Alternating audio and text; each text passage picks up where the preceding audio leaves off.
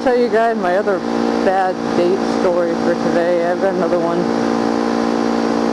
I've been pretty lucky that I haven't really had too much in the way of like really horrible dates. But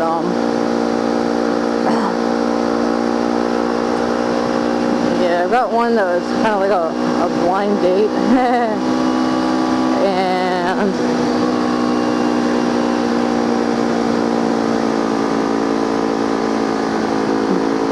this guy asked me if I wanted to go to a haunted house with him in Philly. They turn Eastern State Penitentiary into a haunted house every Halloween, and I had wanted to go.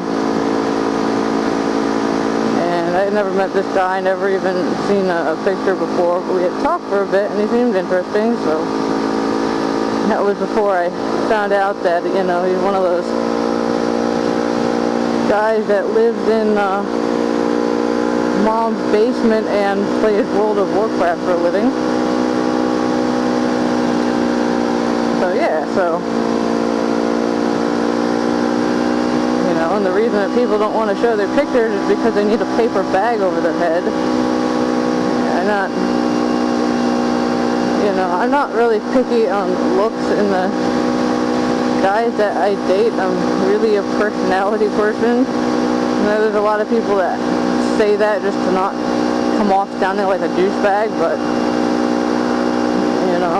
I never picked any of my boyfriends because of what they look like. But I did get lucky with the most recent one. So yeah. So we're gonna go see the haunted house, right? So I live, I don't know, about an hour west of Philadelphia. That's on a good day. Any of you guys who live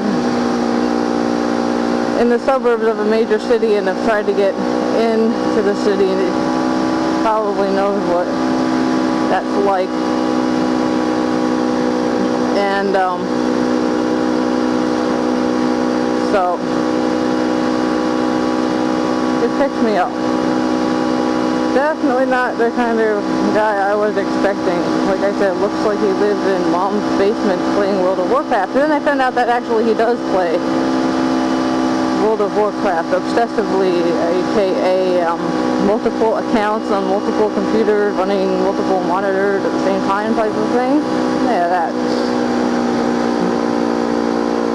Yeah, it wasn't attractive at all. Was covered in tattoos like that looked like they had been done by like a complete noob. And when it comes to tattooing, I'm a big proponent of you get what you pay for. Look for a goddamn decent artist.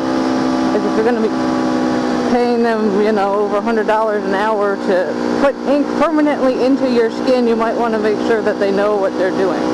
Anyway, this guy obviously hadn't heard my thoughts on that,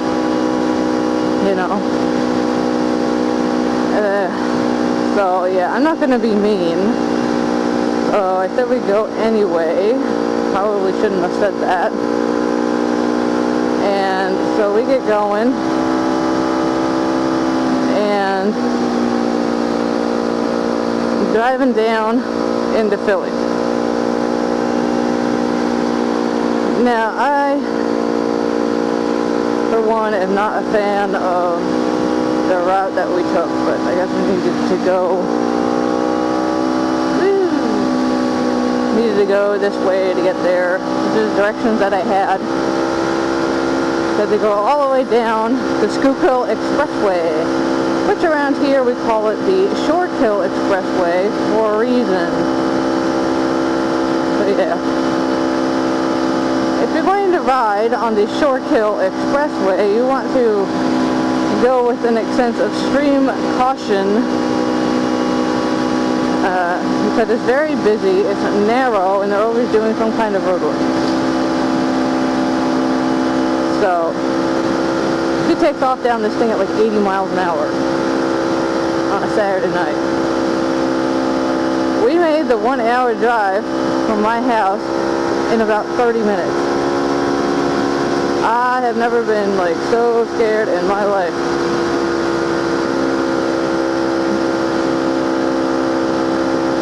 Yeah, that was fun. And now I'm getting wet. And now you guys probably can't see anything on my camera anymore. I'm going to apologize for that. Yeah.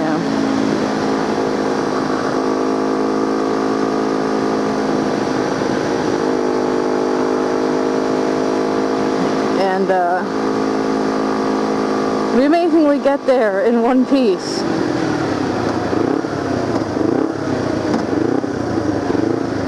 And we get there and you park and you have to take a shuttle bus over to the actual prison.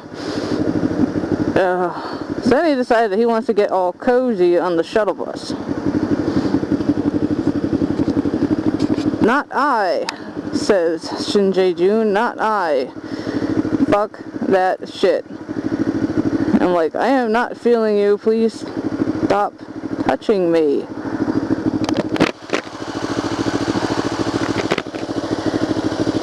And of course, he doesn't want to stop touching.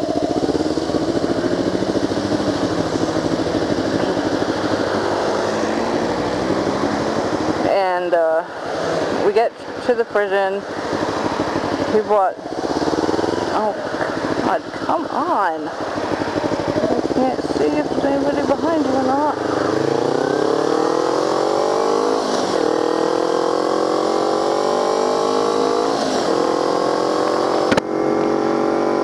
So he bought the special expensive tickets that allow you to bypass a really long line of people waiting and allow you to go right in. So then he's like, do haunted houses scare you? No, not really. Which is true. I don't know, I guess I've watched too many horror films in my time. Scary stuff does not scare me. I enjoy it immensely. You know, sometimes I get creeped out a little bit, but not to the point where I'm going to jump into a man's arms and bury my head on his shoulder because I can't watch. So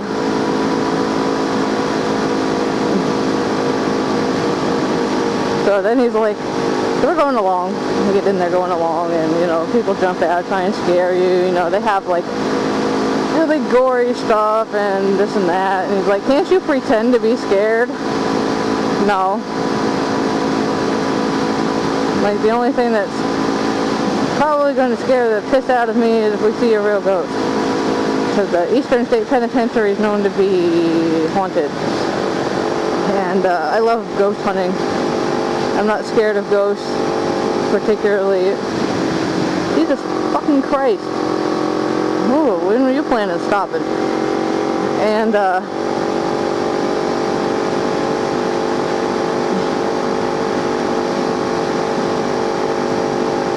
so we're getting through there, and he keeps trying to get, like, all cuddle with me. There's, like, a lot of line and places where you have to wait to go into the next area and whatever, and I'm like, stop touching me. You know, finally we're coming out of the damn thing, and there's like a cop near the exit, and he's still trying to get all cuddle with me. I'm like, if you touch me one more time, I said, there's a cop standing there. I said, I will punch you square in the nose and go to jail for assault, and I'm going to like that better than the time that I'm spending with you. Like, okay, what do you want to do now? I'm like, take me home. So he goes to take me home, and I'm giving him directions to get out of the city because he doesn't know where he's going. And, you know, and I said, we're going by the art museum and around there, and then I see the entrance for the Short Trail Expressway. I said, get on over there. It's right over where that SEPTA bus is. So instead of going and getting on the expressway, he follows the goddamn SEPTA bus. And we end up on Spring Garden Street in Philadelphia, which part of that road is not the nicest area of town, and now it's like almost midnight. No. I said, what the hell are you doing? He was like, I followed the SEPTA bus. I was like, I said to get on the fucking highway. So, fun times. I get him turned around, get back on the highway, and then there's road work. It took us like an hour and a half or more to get back to my house, in which I was stuck in the car with this guy who had his iPod plugged into his car stereo system and was changing the song every 2 seconds. I wanted to kill somebody. Oh yeah. I never talked to him again after that. So he tried a couple of times to like send me an email, which I just ignored. But yeah. So that was my second bad date story.